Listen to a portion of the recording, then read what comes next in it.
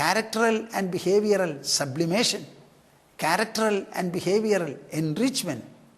ഇതാണ് ഇവിടെ പറയുന്നത്. നോദ്വിജേത ജനാധീരോ ജനം ചോദ്വേജയേന്നതു അതിവാദാം സ്ഥിതിക്ഷേത നാവമന്യേത കഞ്ചന ദേഹമുദ്ദിശ്യ പശുവത് വൈരം കുര്യാന്നകേനചിത്. നിങ്ങൾ ആരോടെങ്കിലും ഒരു വൈരം വളർത്തിയാൽ അതിനെന്താ അർത്ഥം ആലോചിച്ചിട്ടുണ്ടോ? നമ്മുടെ ശരീരത്തിൽ പല അംഗങ്ങളും ഉണ്ട്. കൈയുണ്ട്, കാലുണ്ട്. ഈ കയ്യിനോട് കാലിന് വെറുപ്പ് തോന്നാൻ പറ്റുമോ? കാലിനോട് കൈക്ക് വെറുപ്പ് തോന്നാൻ പറ്റുമോ? തലയുടെ മുകളിലുള്ള അവയവങ്ങളൊക്കെ മിണ്ടാൻ്റെ ഇങ്ങനെ ഇരിക്കുക, കാലിൻ്റെ അടി പറയുക, എന്നെ എപ്പോഴും ചളിയിലും പൊടിയിലും ഒക്കെ ഇങ്ങനെ നടത്തി കയറ്റുക, നാളെ മുതൽക്ക് ഞാൻ നടക്കാൻ പോകുന്നില്ല, എന്തിനാ ഈ കണ്ണിന് ഇത്ര കുശുമ്പ് എന്ന് കാലടി പറയൂ. അതുപോലെയാണ് നമ്മുടെ സമാജം എന്ന് പറയുന്നത് ഒരു അഗ്രിഗേറ്റ് ശരീരം പോലെയാണ്. അതിൽപ്പെട്ട അംഗങ്ങളാണ് നമ്മൾ മുഴുവനും. അപ്പോൾ ശരീരത്തിൻ്റെ ഒരംഗം ഇനിയൊരംഗത്തോട് വൈരം പുലർത്തില്ല എന്നുള്ളത് ശരിയാണെങ്കിൽ, സമാജം എന്ന് പറയുന്ന ശരീരത്തിൻ്റെ അംഗങ്ങളായിരിക്കുന്ന വ്യക്തികൾക്ക് പരസ്പരം വൈരം ശരിയല്ല. നമ്മൾ വൈരം വളർത്തുന്നുണ്ടെങ്കിൽ അത് നമ്മുടെ ശരീരത്തെ ഉദ്ദേശിച്ചാണ്. അതൊരിക്കലും ചെയ്യരുത്. ആത്മാ എന്ന് നിങ്ങൾ വിചാരിക്കുമ്പോൾ ആ ആത്മാവിലുള്ള പല ശരീരങ്ങളുമാണ്. അപ്പം നമ്മുടെ ശരീരാംഗങ്ങളെ പോലെയാണത്. അപ്പോഴും നമുക്ക് വെറുപ്പുണ്ടാവരുത്. ഒരേ ആത്മാവിൻ്റെ പല ശരീരങ്ങളുമാണ്. അവർ തമ്മിൽ വെറുപ്പ് ശരിയല്ല. അപ്പോൾ വെറുപ്പ് എന്ന് പറയുന്നത് മനസ്സിനെ ഇടുക്കുന്നതും ദുഷിപ്പിക്കുന്നതും മനസ്സിൽ വിഷം കലർത്തുന്നതുമാണ്. ദേഹമുദ്ദിശ്യ പശുവത് വൈരം കുര്യാന്ന കർഹിചിത് ഏകയേവ പരോഹ്യാത്മാ ഭൂതേഷ്വാത്മന്യവസ്ഥിതഃ യഥേന്ദുരുദപാത്രേഷു ഭൂതാന്യേക ആത്മകാനിച. കണ്ടോ പറയുന്നത്? എവിടുന്നൊക്കെയാണ് തുടങ്ങിയത്? ഭാഗവതത്തിൻ്റെ അധ്യാത്മകഥനമാണിത് മുഴുവൻ. അധ്യാത്മതത്വകഥനം. ഏകയേവ പരോഹ്യാത്മാ. അന്വേഷിച്ചോളൂ. പിന്നെയും ചെത്ത അങ്ങോട്ട് പോകുന്നു. എല്ലാം കൂടി ഏകയേവ പരോഹ്യാത്മാ, പരമമായിരിക്കുന്ന ആത്മാ ഒന്നു മാത്രമേ ഉള്ളൂ. ഭൂതേഷു ആത്മനി അവസ്ഥിതഃ. ഭൂതേഷു എല്ലാ ഭൂതങ്ങളിലും, അണുക്കളിലും പർവ്വതങ്ങളിലും ഗോളങ്ങളിലും എല്ലാറ്റിലും കൂടി ഒരേ ഒരാത്മാവേ ഉള്ളൂ. ആ ആത്മാ പരമാണ്, ട്രാൻസെൻഡൻ്റലാണ്. അതിനെ ഇന്ദ്രിയങ്ങൾക്ക് ഗ്രഹിക്കാൻ പറ്റില്ല. മനസ്സുകൊണ്ട് ഭാവന ചെയ്യാനും ബുദ്ധി കൊണ്ട് അറിയാനുമേ ഉണരാനുമേ പറ്റുള്ളൂ. ഏകയേവ പരോഹ്യാത്മാ ഭൂതേഷു ആത്മനി അവസ്ഥിതഃ. ആത്മനി അവസ്ഥിതഃ. ആ ആത്മാ സ്വയം തന്നിൽ തന്നെയാണ് നിൽക്കുന്നത്. യഥാ ഇന്ദുരുതപാത്രേഷു. ഇതിനിപ്പോൾ എന്താ ഒരു ഉദാഹരണം പറയുക എന്ന് ചോദിച്ചാൽ, ചന്ദ്രൻ മുകളിൽ പ്രകാശിക്കുന്നു. അനവധി പാത്രങ്ങളിൽ വെള്ളം വെച്ചിട്ടുണ്ട് ചോട്ടിൽ. എത്ര പാത്രവും എത്ര വെള്ളമുണ്ടോ അത്രയും ചന്ദ്രപ്രതിബിംബം അവിടെ കാണാം. ഈ പ്രതിബിംബങ്ങൾ മുഴുവൻ എവിടെയാണ് നിൽക്കുന്നത് ആലോചിക്കൂ. വെള്ളത്തിലാണെന്ന് നിങ്ങൾ പറഞ്ഞാൽ അത് മുഴുവനും ശരിയാണോ? വെള്ളമുള്ളത് കൊണ്ടാണ് പ്രതിബിംബം. പക്ഷേ പ്രതിബിംബം ആരുടെ പ്രതിബിംബ? വെള്ളത്തിൻ്റെ പ്രതിബിംബോ അതോ ചന്ദ്രൻ്റെയോ? എന്താ നിങ്ങളാരും മിണ്ടാത്തത്?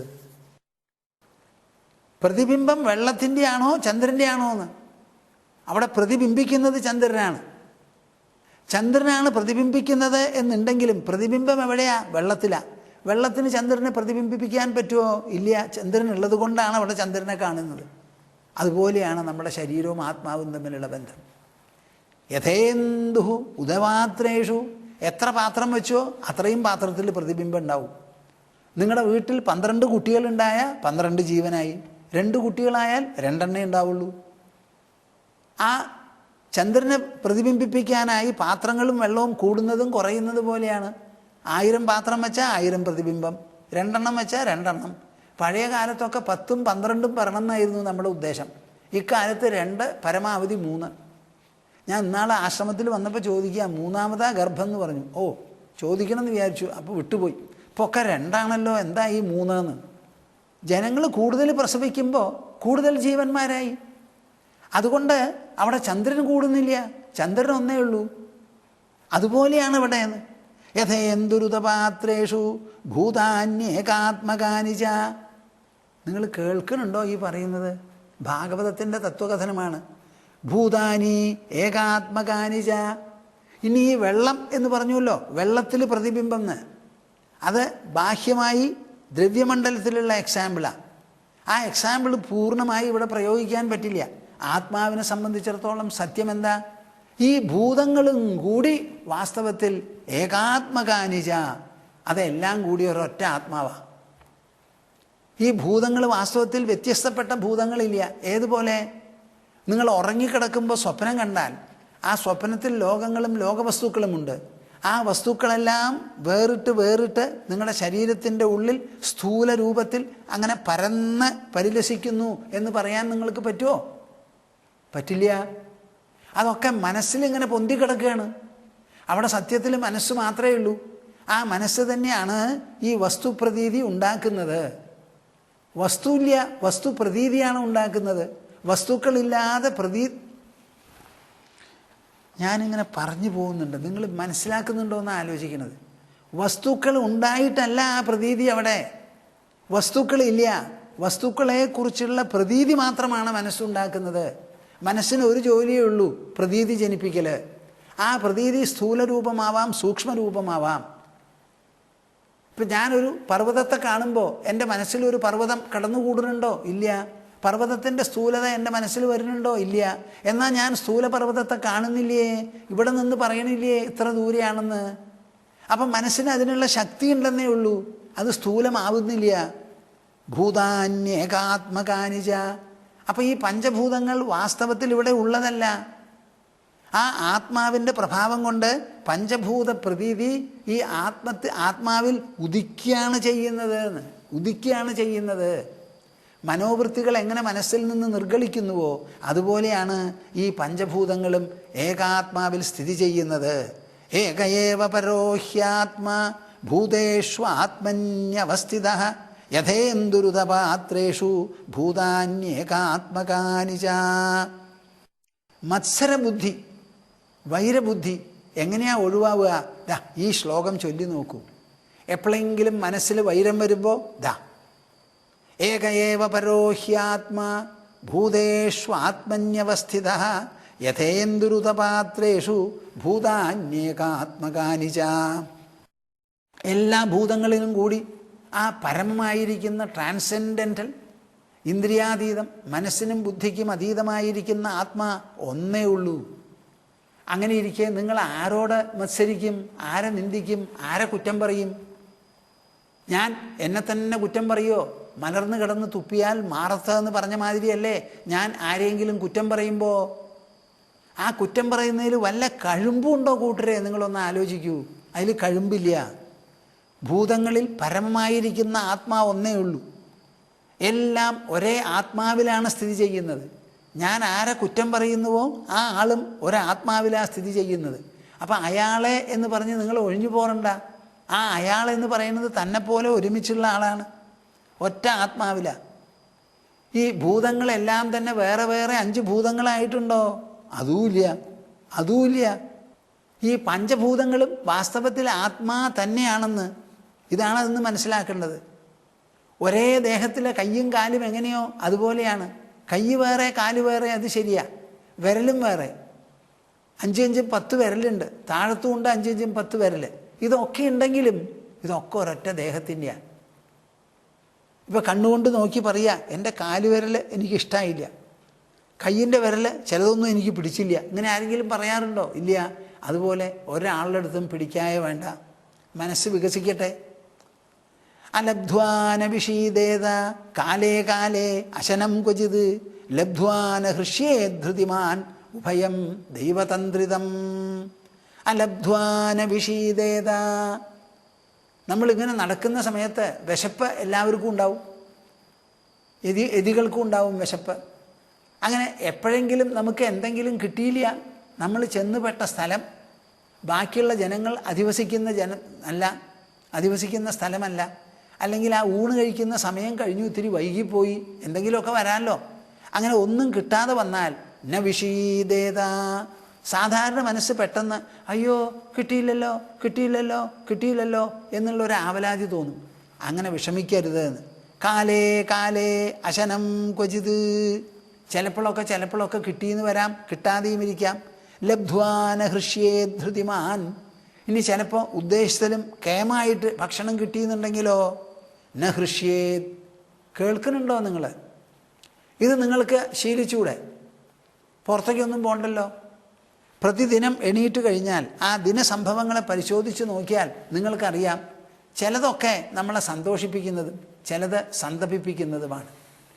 ചിലതൊക്കെ ഉദ്ദേശിച്ചതാകാം, ചിലത് ഉദ്ദേശിച്ചതല്ലാതെയും വരാം. അങ്ങനെ ഉദ്ദിഷ്ടമായാലും അനുദ്ദിഷ്ടമായാലും ഉദ്ദിഷ്ടത്തിൽ സന്തോഷമോ അനുദ്ദിഷ്ടത്തിൽ അതല്ലാത്തതോ ആയ ഭാവവികാരങ്ങൾ നിങ്ങൾ അനുവദിക്കരുത്. സന്യാസനിഷ്ഠയെ പറ്റിയിട്ടാണല്ലോ പറയുന്നത്. എനിക്ക് തോന്നുന്നു എൻ്റെ പറച്ചിൽ നിങ്ങൾ ശരിക്കും മനസ്സിലാക്കുന്നുണ്ടാവില്ല. എന്താ കാരണം? നിങ്ങളുടെ വിചാരം മുഴുവൻ സന്യാസനിഷ്ഠ എന്നാണ്. പക്ഷേ ഞാനിവിടെ പറയുന്നത് അതല്ല. അലബ്ധ്വാന വിഷീദേത, എന്തെങ്കിലും ഒരു സാധനം കിട്ടിയില്ല എന്ന് പറഞ്ഞ് നിങ്ങളുടെ മനസ്സിൽ വിഷാദം തോന്നരുതെന്ന്. ഈ കിട്ടലും കിട്ടായിയും സന്യാസിക്ക് മാത്രമുള്ളതോ അതോ നിങ്ങൾക്കും ഉണ്ടോ? ഈ വിഷാദം എന്ന് പറയുന്നത് ആരാ തൊടുത്തുവിടുന്നത്? എന്താ? നിങ്ങളുടെ മനസ്സ്. അപ്പോൾ വിഷാദം എന്ന് പറയുന്ന അനുഭവം അത് തൊടുക്കുന്ന മനസ്സും നിങ്ങൾക്കില്ലേ? എന്നിട്ടിപ്പോൾ എന്താ ഇവിടെ പറയുന്നത്? അലബ്ധ്വാന വിഷീദേത, നിങ്ങൾ ഉദ്ദേശിച്ചമാതിരി കാര്യങ്ങൾ നടന്നില്ലെങ്കിൽ അല്ലെങ്കിൽ കിട്ടിയില്ലെങ്കിൽ വിഷാദം തോന്നരുതെന്ന്. ഈ ഒരു അച്ചടക്കം, ഈ ഒരു ക്രമീകരണം, ഈ ഒരു ഉദാത്തത, ഒരു സമീകരണം ഗൃഹസ്ഥന്മാരായാലും നിങ്ങൾക്ക് വീട്ടിലിരുന്ന് നടത്തിക്കൂടെ? ഇത് മനസ്സിനെ സംബന്ധിച്ച സാധനയല്ലേ? ഇത് സന്യാസിയായി പുറത്ത് നടക്കുന്നവന് മാത്രമാണോ അതോ മനസ്സിലുള്ള എല്ലാവർക്കുമോ? ഇതിന് നിങ്ങൾ മറുപടി പറഞ്ഞേ തീരൂ. ഒരൊറ്റ ആൾക്ക് ഈ മറുപടി നിന്ന് രക്ഷപ്പെടാൻ പറ്റില്ല. ഇത് മനസ്സാണ് വിഷാദം തൊടുക്കുന്നത്. എന്തിനെ ചൊല്ലി? അലബ്ധ്വാ, കിട്ടാത്തതിൻ്റെ പേരിൽ. അങ്ങനെ കിട്ടായും കിട്ടലും എല്ലാവർക്കും സാർവത്രികമായുള്ള ദിനാനുഭവങ്ങളല്ലേ, പ്രതിദിനമുള്ള അനുഭവങ്ങളല്ലേ? അപ്പം അതിലെ സന്യാസവും കമണ്ഡലവും സഞ്ചാരവും ഒക്കെ വിടൂ നിങ്ങൾ. ഈ പറയുന്ന നിയന്ത്രണം അല്ലെങ്കിൽ ഈ പറയുന്ന സമീകരണം, ഈ പറയുന്ന മനസ്സമ്പന്നത, മനസ്സിൻ്റെ ധന്യത, മനസ്സിൻ്റെ ആ സൗഭാഗ്യം, എന്തെങ്കിലും കിട്ടിയില്ലെങ്കിൽ കരയണ്ട, പുലമ്പണ്ട, മനസ്സിന് ആവലാതി തോന്നണ്ട. ഈ ആവലാതി തോന്നണത് നിങ്ങൾക്ക് ഇഷ്ടമാണോ? അത് ദുഃഖം ജനിപ്പിക്കും, ബാക്കിയുള്ളവർക്കും വിഷമമുണ്ടാവും, വെളുത്ത മുഖം കറക്കും. അതിന് പോണ്ട. നിങ്ങളുടെ മനസ്സിനെ ഉദാത്തമാക്കി എടുക്കൂ. അപ്പം നമ്മുടെ മനസ്സിനെ എവിടം വരെ നമുക്ക് ശക്തിപ്പെടുത്തി കൊണ്ടുപോകാം, പ്രബുദ്ധമാക്കി കൊണ്ടുപോകാം, അതിനെ എത്ര കണ്ട് സമ്പന്നത വരുത്താം എന്നുള്ളതല്ലേ ഇവിടെ ചർച്ച? അതോ സന്യാസമോ ചർച്ച? സന്യാസിയൊക്കെ പോയി ഇപ്പോൾ ഇവിടുന്ന്. ഒരു സന്യാസം ഒന്നുമില്ല അവിടെ. അലബ്ധ്വാന വിഷീദേത കാലേ കാലേ അശനം ക്വചിത്. സന്യാസിയെ സംബന്ധിച്ചിടത്തോളം അതാത് കാലത്ത് കിട്ടുന്നതായ ഭക്ഷണം എന്തു തന്നെയായാലും അദ്ദേഹത്തിന് വേറെ ഒന്നും വേണ്ട, ഭക്ഷണമേ വേണ്ടൂ. നിങ്ങളെ സംബന്ധിച്ചിടത്തോളം നിങ്ങൾക്ക് പല കാര്യവും വേണം.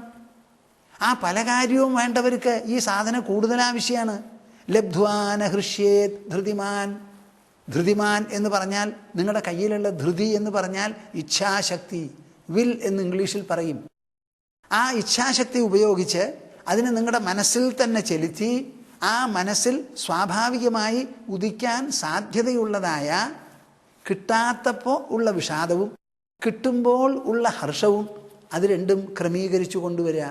ഈ ക്രമീകരണത്തിന് വീട്ടിൽ എന്താ അസൗകര്യം? അത് നിങ്ങൾ മറുപടി പറയും. വീട്ടിൽ നിങ്ങൾക്കിതിന് എന്താണ് അസൗകര്യം? ഇത് മനസ്സ് തൊടുക്കുന്നതാണല്ലോ ഹർഷാമർഷങ്ങൾ. അപ്പം മനസ്സ് നിങ്ങൾക്കില്ലേ? ഉവ്. ഹർഷാമർഷങ്ങൾ തൊടുക്കുന്നില്ലേ? ഉണ്ട്. ആ ഹർഷാമർഷങ്ങളെ ഈ പറയുന്ന ഉപദേശത്തിൻ്റെ പേരിൽ, തത്വമൂല്യ സിദ്ധാന്തത്തിൻ്റെ പേരിൽ അങ്ങോട്ട് ഒതുക്കി നിർത്തുക, മെരുക്കിയെടുക്കുക, ക്രമീകരിച്ചു കൊണ്ടുവരിക. ഈ ക്രമീകരണം അതാണ് മനസ്സിനെ ഉദാത്തമാക്കുന്നത്, സമ്പന്നമാക്കുന്നത്, ധന്യമാക്കുന്നത്, സൗഭാഗ്യമണിയിക്കുന്നത്.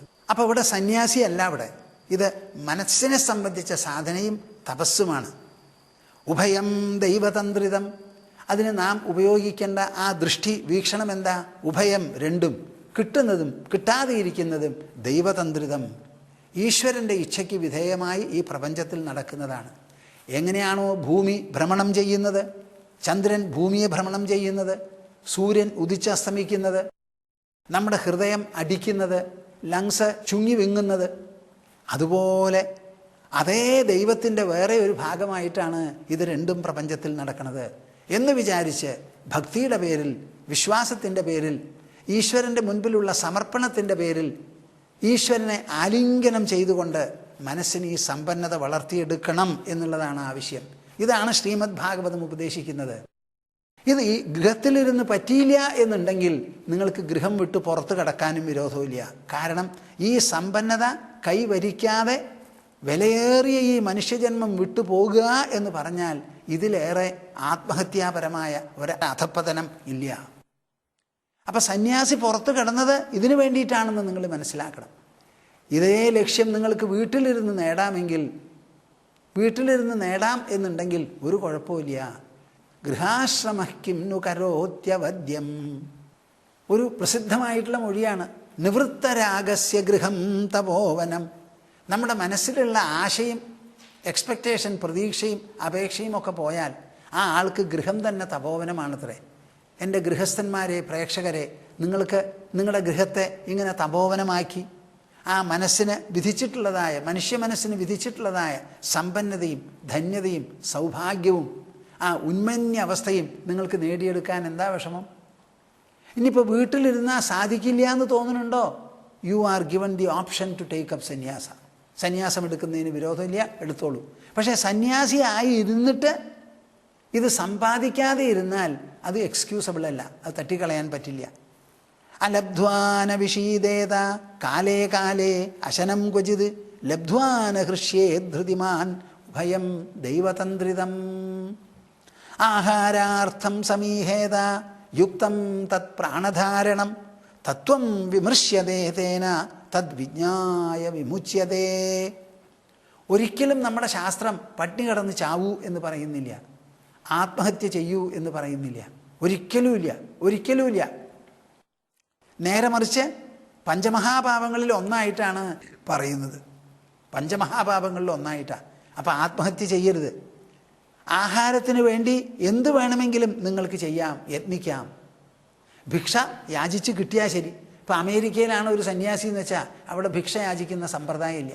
ഒരാൾ സന്യാസവൃത്തി എടുക്കാൻ പുറപ്പെടുകയാണെങ്കിലോ അദ്ദേഹത്തിന് നമ്മുടെ രാജ്യത്തെ പോലെയുള്ള ഒരു ജീവിത രീതി ആവില്ല, കുറേ മാറ്റമൊക്കെ വരണം. ഇപ്പം തന്നെ അവിടെ സന്യാസിമാർ പോകുമ്പോൾ അവർ പാൻ്റ് ഇട്ടിട്ടൊക്കെയാണ് പോവുക. ഞാനിതുവരെ മുണ്ടുടുത്തേ പോയിട്ടുള്ളൂ. മുണ്ടും നമ്മുടെ സാധാരണ ഇന്ത്യൻ വേഷം. ഏതോ ഒരു രാജ്യത്ത് പറഞ്ഞു സ്വാമിജി ഇങ്ങോട്ട് കൊണ്ടുവരണമെന്നുണ്ട്, പക്ഷേ സ്വാമിജി ഒന്നിലോ മുകളിലുള്ള വസ്ത്രം മാറ്റണം, അല്ലെങ്കിൽ താഴത്തുള്ളത്, ഒന്നിലോ പാൻ്റ് ഇടണം, അല്ലെങ്കിലോ ഇത് മാറ്റിയിട്ട് ഒരു ഷർട്ട് ഇടണം. ഞാൻ പറഞ്ഞു ഇത് രണ്ടും ചെയ്യാൻ പോണില്ല, ഞാൻ എൻ്റെ രാജ്യത്തിൽ സുഖമായിട്ട് കഴിഞ്ഞു കൂടിക്കോളാം. നിങ്ങളുടെ രാജ്യത്തിന് ഔദാര്യമില്ല, ഞാൻ എന്താ ചെയ്യുക? ഏത് രാജ്യക്കാരെയും ക്ഷണിച്ചു വരുത്തുമ്പോൾ അവരുടെ വേഷം മാറി നിങ്ങളുടെ വേഷത്തിൽ വരണമെന്നാണ് നിങ്ങൾ പറയുക. ഇതെന്ത് മര്യാദയാണ്? അതിഥി മര്യാദയാണ്? മര്യാദയില്ല. പഴഞ്ചന്മാരാണ് അവരങ്ങനെ ഇരുന്നോട്ടെ, ഞാനില്ല. ഞാൻ ഈ വസ്ത്രം ധരിച്ചു വരുന്നയിടത്ത് സ്വാഗതം ചെയ്യുകയാണെങ്കിൽ മാത്രമേ വരുള്ളൂ എന്ന്. ഞാൻ ആദ്യം 1973 അമേരിക്കയ്ക്ക് പോയപ്പോൾ എന്നോട് ചിലർ പറയുക, സ്വാമിജി കുറച്ച് കൊല്ലം മുമ്പും കൂടിയാണെങ്കിൽ ഇങ്ങനെ ഒരു വേഷം കണ്ടാൽ അവരങ്ങനെ മാറിയിരിക്കാനാണ് പറയുന്നത്. അതേ അമേരിക്ക ഇപ്പം എന്താ പറയണത്? അതിൽ പ്രധാനപ്പെട്ട ഒരു വ്യവസായ മേധാവി പറഞ്ഞത് എന്താ? നിങ്ങൾ ഇന്ത്യക്കാരെ ഇവിടുന്ന് മാറ്റി നിർത്തുകയാണെങ്കിൽ ഞാൻ എൻ്റെ ഇൻഡസ്ട്രി തന്നെ പൂട്ടി ഇവിടുന്ന് പോകുമെന്നൊക്കെയാണ് പറഞ്ഞത്. അപ്പോൾ നമുക്കിതൊക്കെ ഒന്ന് നല്ല പോലെ മനസ്സിലാക്കേണ്ടതുണ്ട്. ഞാനിത് എന്തിനാ പറഞ്ഞത്? ആഹാരാർത്ഥം സമീഹേത, ഭക്ഷണത്തിന് വേണ്ടി പാടുപെട്ടോളൂ, എന്തു വേണമെങ്കിൽ ചെയ്തോളൂ, ഒരു വിരോധമില്ല. ഞങ്ങൾക്കൊരു എഴുത്ത് വന്നിട്ടുണ്ട്, നിങ്ങളോട് പറഞ്ഞു എന്നറിയില്ല. എവിടെ എന്ത് പറഞ്ഞു എന്ന് ഓർമ്മ നിൽക്കാൻ ഇപ്പോൾ ബുദ്ധിമുട്ടാണേ. പല സ്ഥലത്തും പോയി സംസാരിക്കുമ്പോൾ എവിടെ എന്ത് പറഞ്ഞു എന്ന് കുറിച്ചൊന്നും വയ്ക്കാൻ പറ്റില്ലല്ലോ. ഞാനൊരു എക്സ്റ്റംപോർ ടോക്കുകാരനാണ് സ്വതവേ. അപ്പോൾ അവർ പറയുക, ഞങ്ങളുടെ ആശ്രമത്തിൽ വേണ്ട സാധനങ്ങളൊക്കെ ഞങ്ങൾ ഉണ്ടാക്കണു, ഒന്നും പുറത്തുനിന്ന് മേടിക്കണില്ല. 92 വയസ്സായി, ഒരൊറ്റ പല്ലെൻ്റെ വീണിട്ടില്ല എന്ന് പറഞ്ഞ് അദ്ദേഹം എഴുതിയിരിക്കുക. നിങ്ങളോട് എല്ലാവരോടും എനിക്കിത് അറിയിപ്പിക്കണം എന്നുണ്ട്, ഇങ്ങനെ ഒരു സ്ഥലമുണ്ട് കർണാടകത്തിൽ. അവർക്ക് വേണ്ട സാധനങ്ങളൊക്കെ അവർ വളർത്തിയെടുക്കുകയാണത്രേ. അപ്പോൾ ആഹാരാർത്ഥം സമീഹേത, ആഹാരത്തിന് വേണ്ടി പ്രയത്നിച്ചോളൂ. സന്യാസി എന്ത് ചെയ്യും? ഭിക്ഷ യാചിക്കാൻ വേണ്ടി പോവും, പകലില്ലാതെ നടക്കും. നിങ്ങൾക്കങ്ങനെ നടക്കാൻ പറ്റുമോ? നല്ല വിശപ്പും ഉണ്ടാവും, കിട്ടിയ ഭക്ഷണത്തിന് കംപ്ലൈൻറ്റ് ഉണ്ടാവില്ല. വിശപ്പ് നല്ലോണം ഉണ്ടെങ്കിൽ അതിന് രുചി കൂടുതലാണ്. നമുക്കിപ്പോൾ നല്ല വിഭവങ്ങൾ രുചി ഉണ്ടാവില്ല. എന്താ? തിന്ന് തിന്ന് ചീർത്ത് കഴിഞ്ഞേ. അപ്പം നല്ലോണം നടന്നാൽ വിശപ്പുണ്ടാവും. ആ വിശപ്പുള്ളപ്പോഴോ ഒരു കുഴപ്പമില്ല, നല്ല രുചിയാണ്. വിശപ്പാണ് ബെസ്റ്റ് രുചി, ഫസ്റ്റ് രുചി. അപ്പം അതിനു വേണ്ടി പ്രയത്നിച്ചോളൂ. യുക്തം തത് പ്രാണധാരണം, അത് വളരെ യുക്തമാണ്, ശരിയാണ്.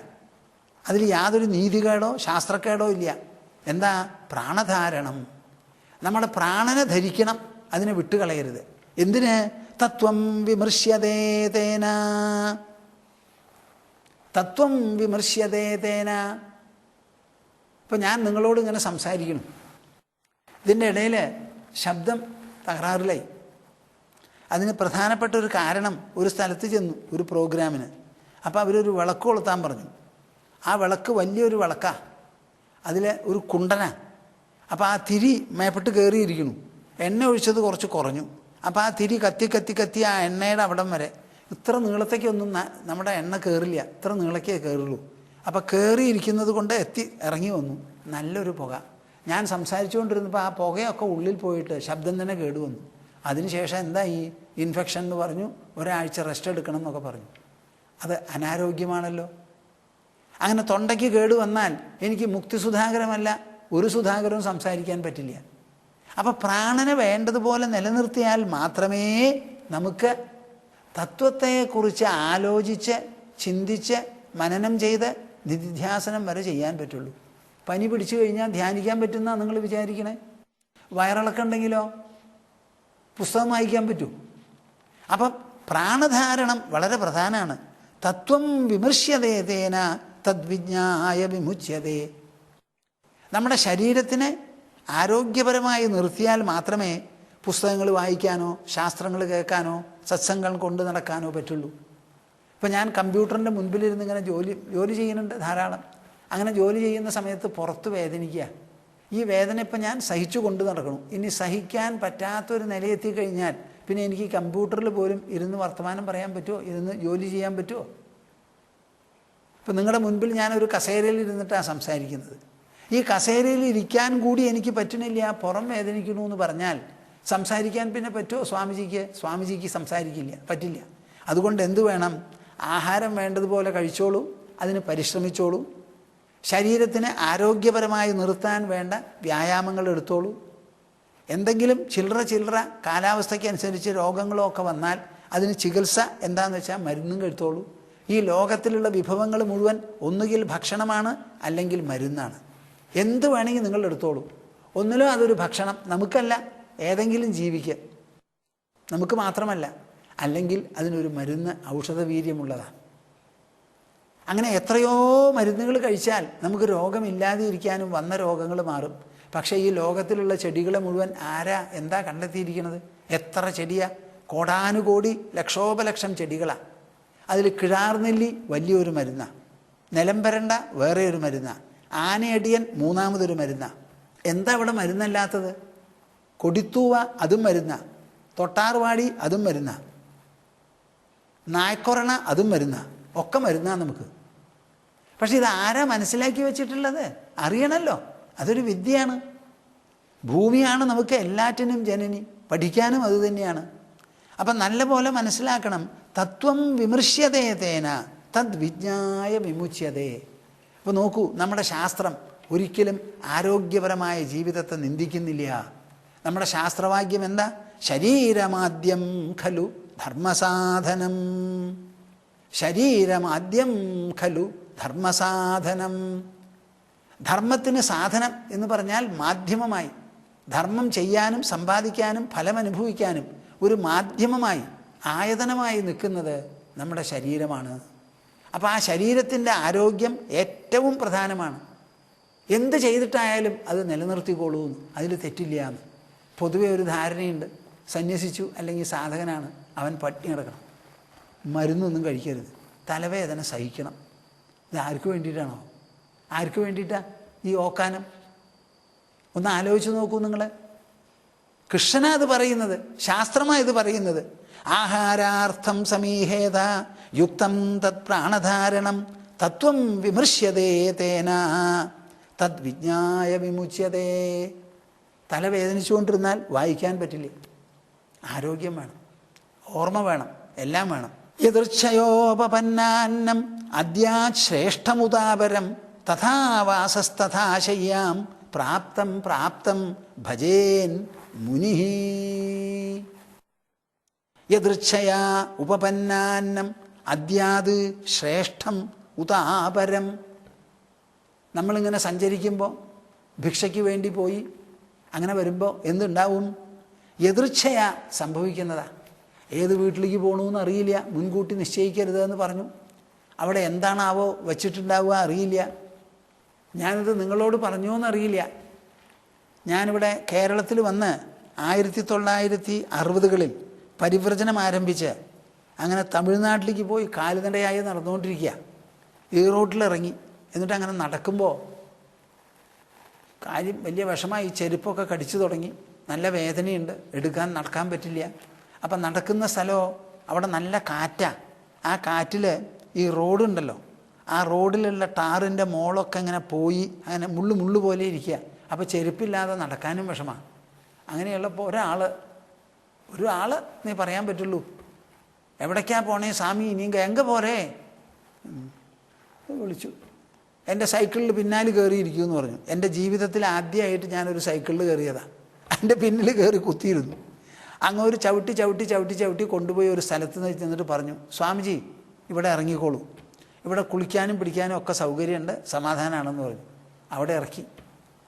അവിടെ പോയപ്പോൾ ഒരു കിണറുണ്ട്, കയറുമുണ്ട്, ബക്കറ്റും ഉണ്ട്. അവിടെ ചെന്നു പതുക്കെ വെള്ളമൊക്കെ കോരി ഒന്ന് കുളിച്ചൊക്കെ കഴിച്ച് അങ്ങനെ ഇരിക്കുമ്പോൾ അതിൻ്റെ ഇടയിൽ അടുത്തൊരു വീട്ടിൽ നിന്ന് മധ്യവയസ്കയായിരിക്കുന്ന ഒരു സ്ത്രീ അവർ വന്നിട്ട് എന്നോട് ചോദിക്കുകയാണ്, നിങ്ങൾ എങ്ങടാ പോണേ? ഞാൻ എങ്ങടാ പോണേന്ന് എനിക്ക് തന്നെ അറിയില്ല, ഞാനൊരു യാത്രിയാണ്, ഇതുവരെ വന്നു, ഇനി ഇവിടുന്ന് അങ്ങോട്ട് പോവും, എവിടേക്കാ പോവാന്ന് അറിയില്ല. ഓ, നിങ്ങൾക്ക് ഊണ് കഴിക്കണ്ടേ? ആ കഴിക്കണം, തന്നാൽ കഴിക്കാം. അപ്പം ഞാൻ ഊണ് തരാം, ഊണ് തയ്യാറാക്കിയിട്ട് വിളിക്കാം, ഇവിടെ തന്നെ ഇരിക്കുമെന്ന് പറഞ്ഞു. അപ്പോഴേക്കും ഞാൻ കുളിയൊക്കെ കഴിച്ച് വസ്ത്രങ്ങളൊക്കെ തോരയിട്ട് അവിടെ കിടന്നു. അങ്ങനെ കിടന്നുകൊണ്ടിരുന്നപ്പോൾ കുറേ നേരം കഴിഞ്ഞപ്പോൾ അവർ വന്ന് വിളിച്ചു, വരൂ ഊണ് തരാം എന്ന് പറഞ്ഞു. അവിടെ ചെന്നപ്പോൾ അവർ ഭക്ഷണം വിളമ്പാനൊക്കെ പുറപ്പെട്ടു. അപ്പോൾ ചോറ് വിളമ്പി, അത് കഴിഞ്ഞിട്ട് എന്തോ ഒരു സാധനം കൊണ്ടുവന്ന് ഒഴിച്ചു, നല്ല വാസന ഉണ്ടായിരുന്നു. നോക്കിയപ്പോൾ എന്താണെന്നറിയോ, വെളുത്ത ഉള്ളി നല്ല നെയ്യിൽ മൂപ്പിച്ചതാണ്.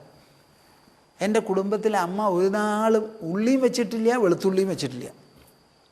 അങ്ങനെ ഉള്ളി കൂട്ടുന്നവരല്ല ഞങ്ങൾ. അതും വെളുത്തുള്ളി നെയ്യിൽ മൂപ്പിച്ച് അതിഥിക്ക് വിശിഷ്ടമായിരിക്കുന്ന ഒരു സദ്യ വിളമ്പിയതാണ്.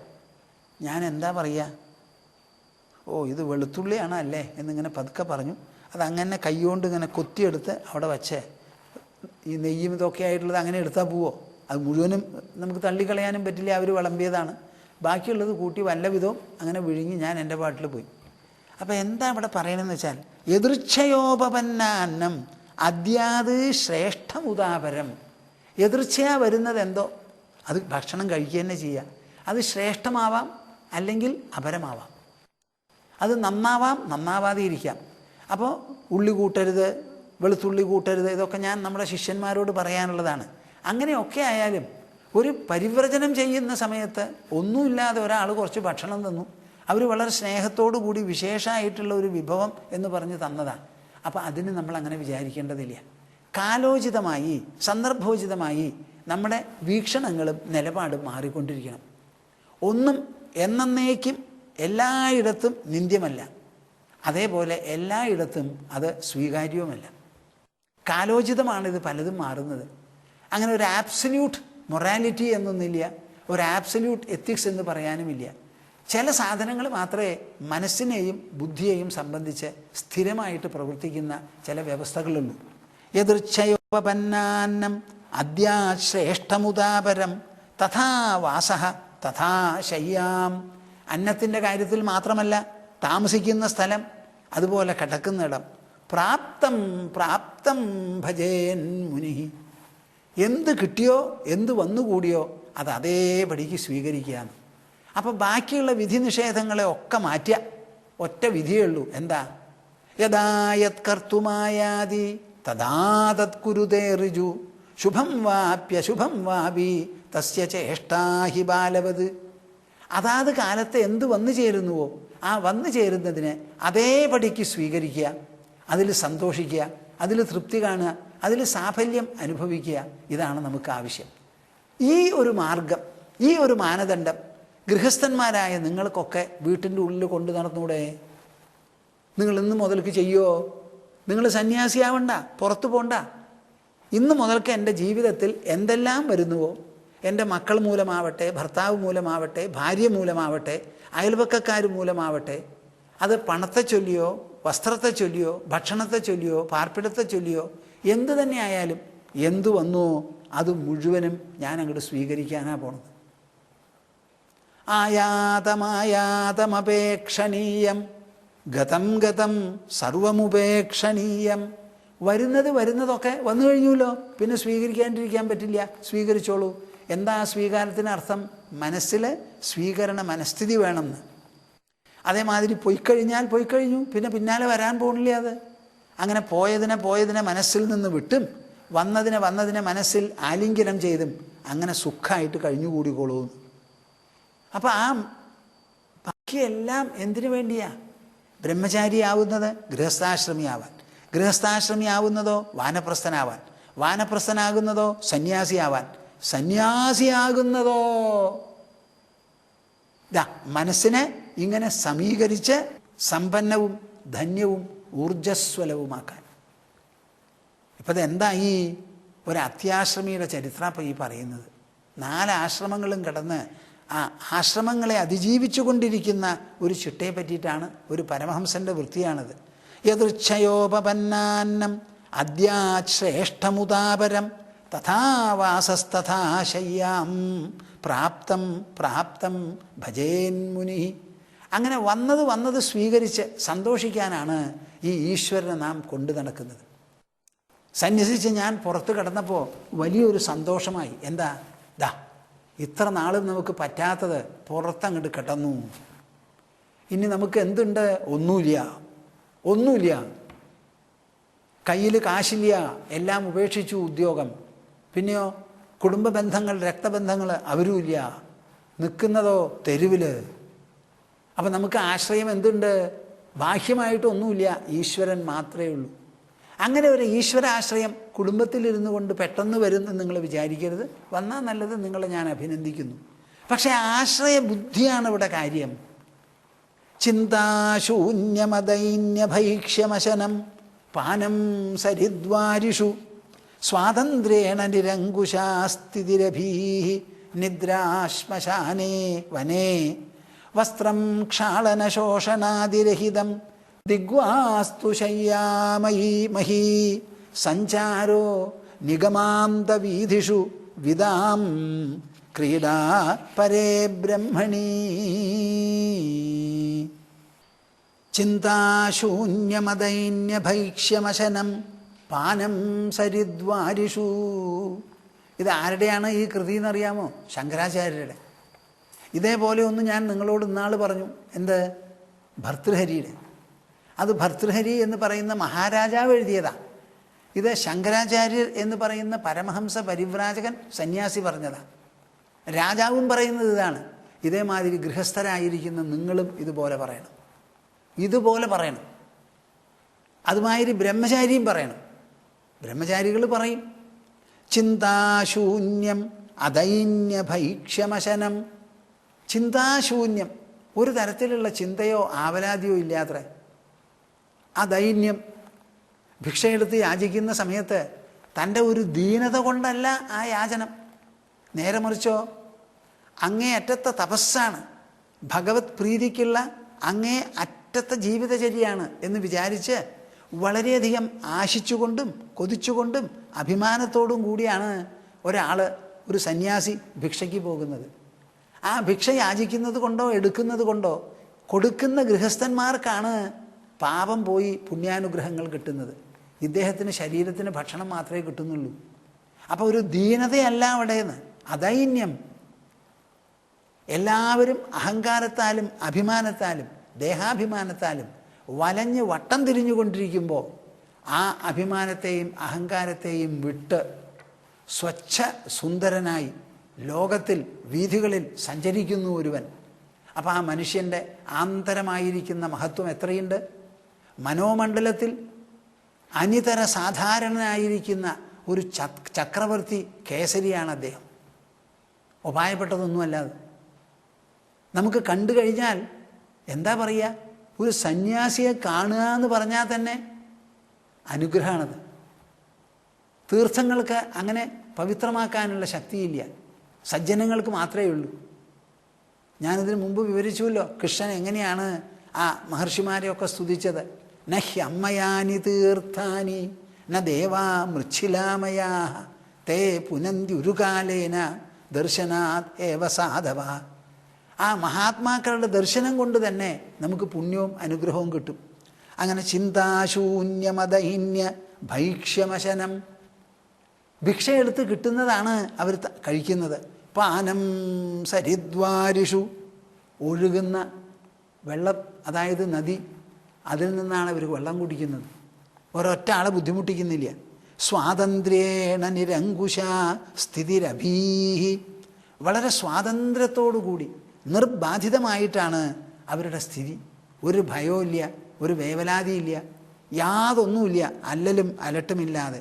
നിദ്രാശ്മശാനേ വനേ, ഉറങ്ങണതോ ഒന്നുകിൽ ശ്മശാനത്തിൽ അല്ലെങ്കിൽ വനത്തിൽ. കേൾക്കണുണ്ടോ നിങ്ങൾ? മനുഷ്യൻ്റെ മനസ്സ് മനുഷ്യനെ കൊണ്ട് ചെയ്യിപ്പിക്കുന്നതാണിത്. നിങ്ങൾ വിചാരിക്കരുത് നിങ്ങളുടെ മനസ്സ് ഒരു കുരുടിപ്പാമ്പ് പോലെയാണ്. അതൊരു മൂട്ടയും കൊതുവൊന്നുമല്ല. ആ മനസ്സിന് വലിയ വൈഭവമാണ്.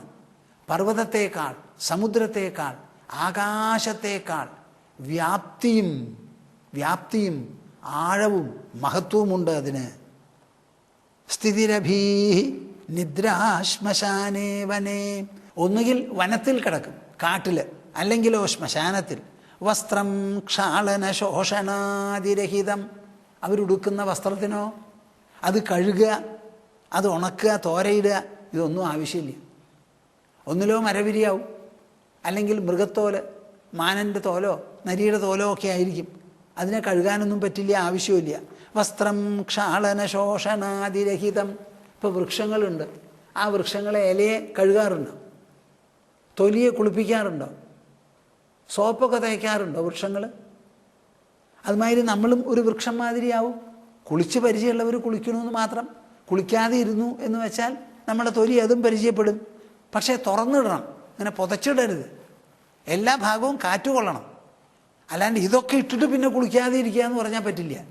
വസ്ത്രം ക്ഷാളന ശോഷണാതിരഹിതം ദിഗ്വാസ്തു ശയ്യാമഹീ. ഒന്നുകിൽ ഈ പറഞ്ഞ മരവുരിയൊക്കെ ആവും, അതല്ലെങ്കിലോ 8 ദിക്കുകളും തന്നെ വസ്ത്രം നഗ്നമായിട്ട് സഞ്ചരിക്കുക. ശയ്യാമഹി, കിടക്കാനോ സർവ്വസ്ഥലത്തും കിടക്കാം. നമുക്കാണെങ്കിൽ ബെഡ്റൂം എന്നൊരു റൂം വേണം. അത് ബാക്കിയുള്ളതിൽ നിന്നൊക്കെ വ്യത്യസ്തമാണ്. ഇവർക്കോ മഹി, ഭൂമി മുഴുവനും ശയ്യ, എവിടെ വേണമെങ്കിൽ അവിടെ കിടക്കാം. ഫുട്പാത്തിലോ എവിടെ വേണമെങ്കിൽ ആവാം. ശയ്യാമഹി സഞ്ചാരോ നിഗമാന്ത വീഥിഷു. എന്നാൽ അവർ വാസ്തവത്തിൽ സഞ്ചരിക്കുന്നത് എവിടെയാ? പുറമേ കാണുമ്പോൾ ശരീരവും കാലടിയും നീങ്ങുന്നത് ഭൂമിയിലാവാം, ഭൂതലത്തിലാവാം. വാസ്തവത്തിൽ അവരുടെ ഉൾവ്യക്തിത്വം സഞ്ചരിക്കുന്നത് നിഗമാന്ത വീഥിഷു. നിഗമം എന്ന് പറഞ്ഞാൽ വേദം. ആ വേദോപനിഷത്തുകൾ, ഉപനിഷത്തുകൾ പ്രഖ്യാപിക്കുന്നതായ ഓരോരോ വാക്യങ്ങളും തീരുമാനങ്ങളും ആഹ്വാനങ്ങളും ഉണ്ടല്ലോ, അങ്ങനെയുള്ളത്. വേദാന്ത വിജ്ഞാന സുനിശ്ചിതാർത്ഥാ സന്യാസയോഗാത് യതയശുദ്ധ സത്വാ. ഇങ്ങനെയൊക്കെയാണല്ലോ വേദാന്തങ്ങൾ പറയുന്നത്. ബ്രഹ്മൈവേദമൃതം പുരസ്താദ് ബ്രഹ്മ പശ്ചാത് ബ്രഹ്മ ദക്ഷിണതശ്ചോത്തരേണ അധശ്ച ഊർധ്വം ച പ്രസൃതം ബ്രഹ്മൈവേദം വിശ്വമിദം വരിഷ്ഠം. മുണ്ടകോപനിഷത്തിൻ്റെ ഡിക്ലറേഷനാണ്. ഈ ലോകം മുഴുവനും ബ്രഹ്മമാണ്. അനശ്വരമായിരിക്കുന്ന സത്താവിശേഷം അത് പുരസ്താത്, മുൻപിലും പിന്നിലും വലത്തും ഇടത്തും താഴത്തും മുകളിലും ഉള്ളിലും പുറത്തും സർവസ്ഥലത്തും ബ്രഹ്മം തന്നെ, അതല്ലാതെ ഒന്നുമില്ല. ഈ വിശ്വം എന്ന് നിങ്ങൾ പറയുന്നത് വാസ്തവത്തിൽ വരിഷ്ഠമായിരിക്കുന്ന ബ്രഹ്മമാണ്. ഈ ബ്രഹ്മമോ സച്ചിദാനന്ദം. സച്ചിദാനന്ദം. സത്ത എന്ന് പറഞ്ഞാൽ എക്സിസ്റ്റൻസ്, ചിത്ത് എന്ന് പറഞ്ഞാൽ കോൺഷ്യസ്നെസ്, ആനന്ദം എന്ന് പറഞ്ഞാൽ ബ്ലിസ്ഫുൾനെസ്. ഇത് മൂന്നും കൂടിയതാണിത്. അഗ്നി എങ്ങനെയാണോ ചൂടും പ്രകാശവും, അതേപോലെ ബ്രഹ്മം സത്താണ്, ചിത്താണ്, ആനന്ദവുമാണ്. ആ സച്ചിദാനന്ദമാണ് മുൻപിലും പിന്നിലും വലത്തും ഇടത്തും താഴത്തും മുകളിലും ഉള്ളിലും പുറത്തും എന്ന് വന്നാൽ ഇതിലേറെ ഇനി എന്താ നമുക്ക് വേണ്ടത്? ഇതിലും വലിയ ഒരു നിലയോ ഒരു മഹത്വമോ ഒരു അനുഭവമോ ഒരു സമ്പന്നതയോ ഒരു ധന്യതയോ ഉണ്ടോ? ഇല്ലല്ലോ. ഇതാണ് ഡിക്ലറേഷൻ.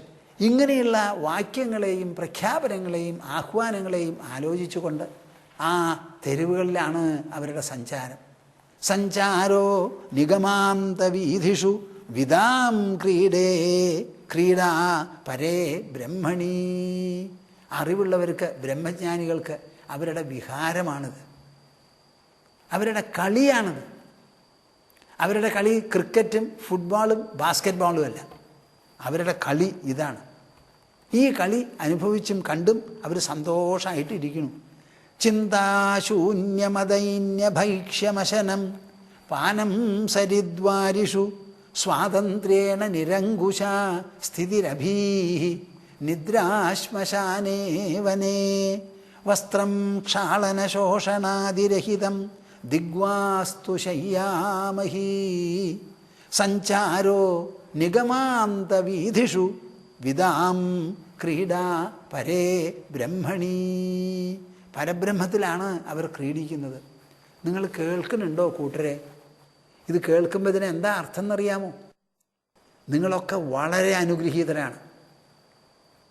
ഞാൻ പലപ്പോഴും വിചാരിക്കും, എനിക്ക് ഇങ്ങനെ ഒരാളും പറഞ്ഞ് കേൾക്കാനുള്ളൊരു സന്ദർഭം വന്നിട്ടില്ല. പക്ഷേ ആരെങ്കിലും ഇത് പറയുകയാണ്, നമുക്ക് കേൾക്കാൻ സാധിച്ചാൽ ഇത് വലിയൊരു കാര്യമാണ്. ശ്രവണായാപി ബഹുഭിർ യോനലഭ്യ. ഇത് കേൾക്കാനായി പലർക്കും അനുഗ്രഹമോ അവസരമോ ഇല്ലാത്രേ. ശ്രവണായാപി ബഹുഭിർ യോനലഭ്യ.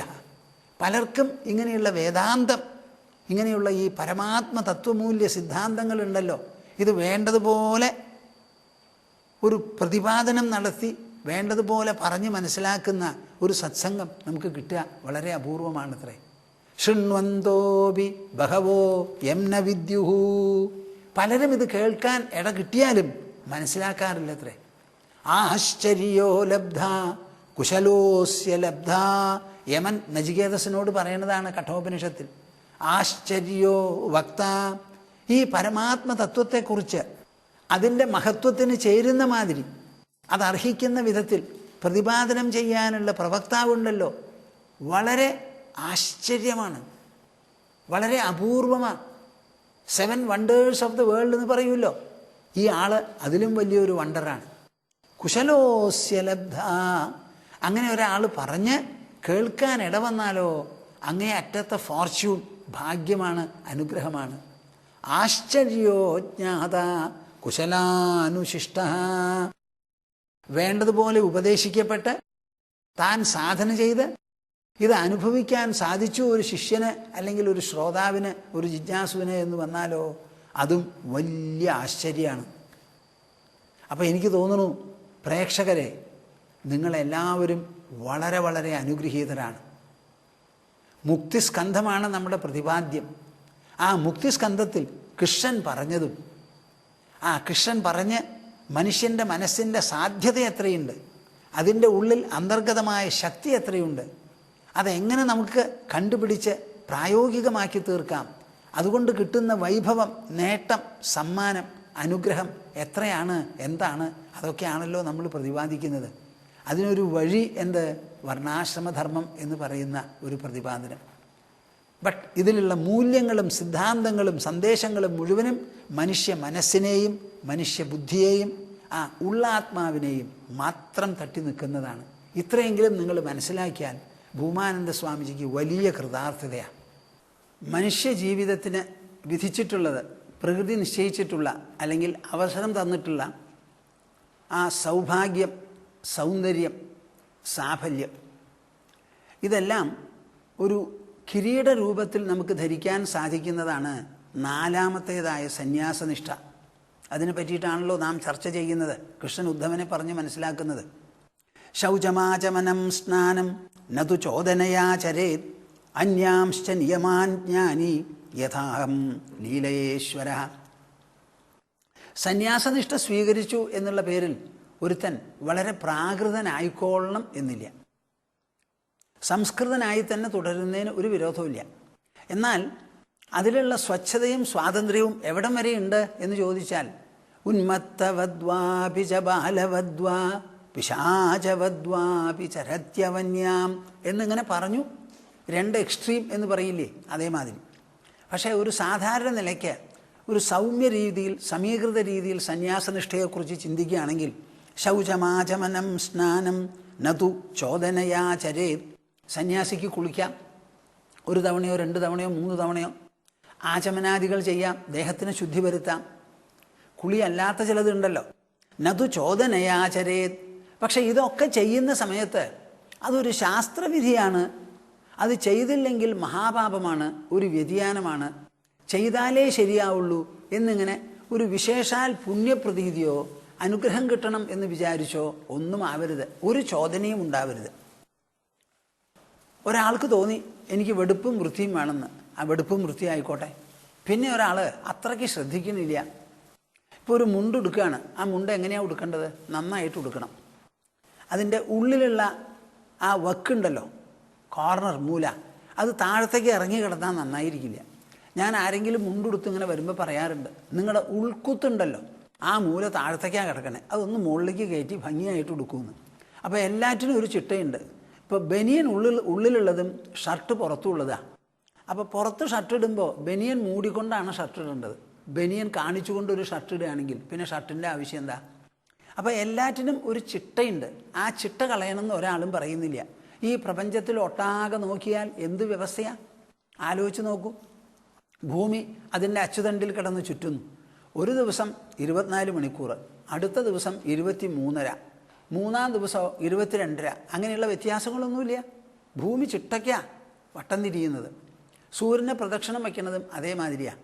അങ്ങനെ ചിലതില്ല എന്ന് വെച്ചാൽ ഈ ലോകം വ്യവസ്ഥയ്ക്കനുസരിച്ച് നീങ്ങില്ല. നമുക്ക് ഒരാളെയും വിശ്വസിക്കാനും പറ്റില്ല, ഒന്നുമില്ല. ജനിച്ച കുട്ടികൾക്ക് വളരാനൊരു ക്രമമുണ്ട്. ആ ക്രമം തെറ്റി അവർ വളരുകയാണെങ്കിലോ ഡോക്ടർമാർ വരെ അമ്പരന്ന് പോകും. ഈ ഡോക്ടർമാർ നമ്മുടെ ശരീരത്തെ നോക്കി ശാസ്ത്രം ഉണ്ടാക്കി പഠിച്ചു വരുന്നവരാണല്ലോ.